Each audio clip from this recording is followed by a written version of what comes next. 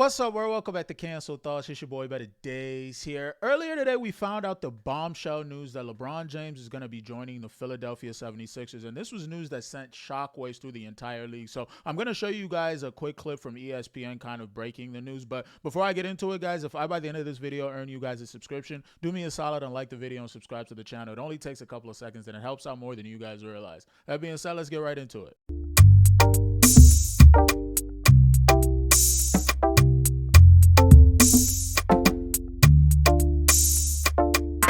Breaking news here on First Take. According to Shams, LeBron James is signing with the Philadelphia 76ers on a 2-year, $8 million deal with a player option.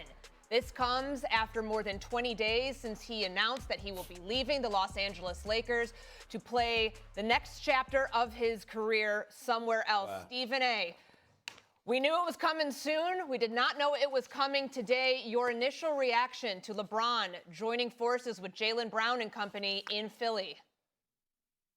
Shock, because I thought that if he was going back east, he would go home, that he wouldn't dangle his availability in the face of the Cleveland Cavaliers and then go somewhere else. For him to choose the Philadelphia 76ers, this is a shock among shockers. And I think that this speaks to Bob Myers, the architect, the former 4-time champion executive for the Golden State Warriors, being in Philly now and having him there, who went out and pulled off a heist as far as most of us are concerned in getting Jaylen Brown.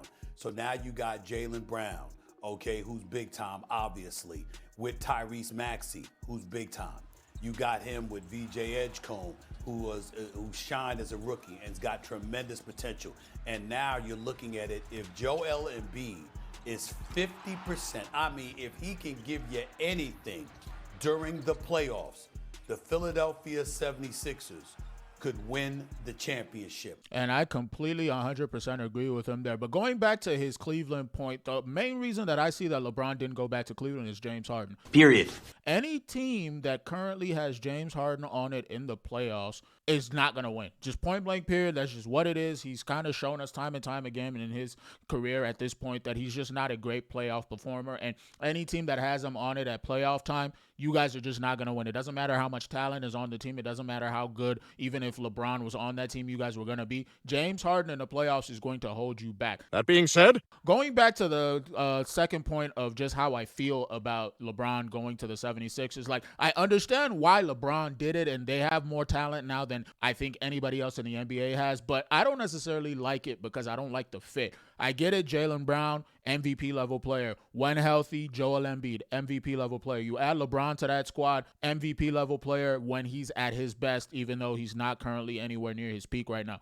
Tyrese Maxey, who you can argue is still the best player on their team, even with all of those guys, somewhere along borderline MVP caliber player, but perennial all-star, okay? There's only one ball that's going to be there on the field, not to even mention like someone like VJ Edgecombe, who had a great rookie season that wasn't talked about enough for me last season, but there's only one ball that you guys are going to have to share on the court. You guys don't have enough shooting to space the floor, and teams are just going to be able to pack the paint on you guys when it comes down to the wire and when you guys are in the playoffs. So I just don't necessarily like the fit of it. I personally thought LeBron's fit would have been a lot better in Washington, and for whatever reason, I don't know why people are overlooking Washington, because I think Washington is quietly putting together a very, very competitive team. You got Trae Young, who can actually shoot the three probably better than anybody on the 76ers right now. You got the number 1 pick in AJ DeBonsa. You got Anthony Davis, who at this point in his career, him and Joel Embiid are just as big of injury risks as each other. So that's kind of null and void. And then you have Alex Sarr at 5. If you would have slotted LeBron in at 3 there, to me,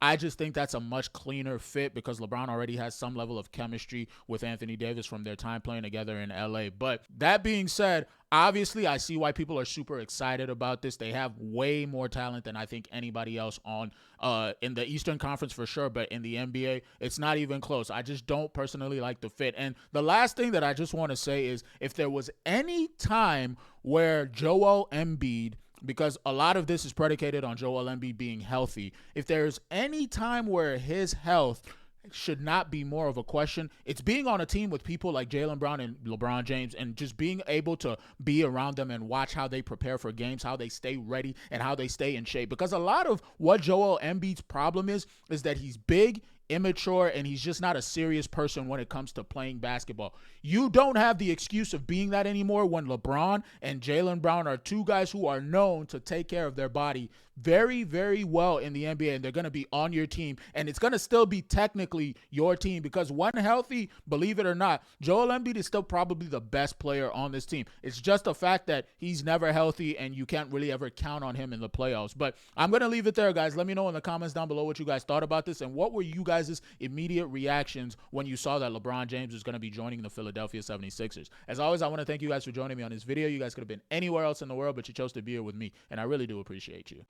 If you liked what you heard today, do me a solid and like the video, share the video, and subscribe if you haven't already. Those things really do help out the channel a lot, guys. And if you didn't like what you heard, thanks for allowing me to occupy your time. Consider leaving a comment in the comments down below, letting me know exactly what it was that you disagreed with, and maybe we could talk about it. Either way, I appreciate each and every one of you guys for pressing play on this video, and I'll see you guys on the next one. Peace.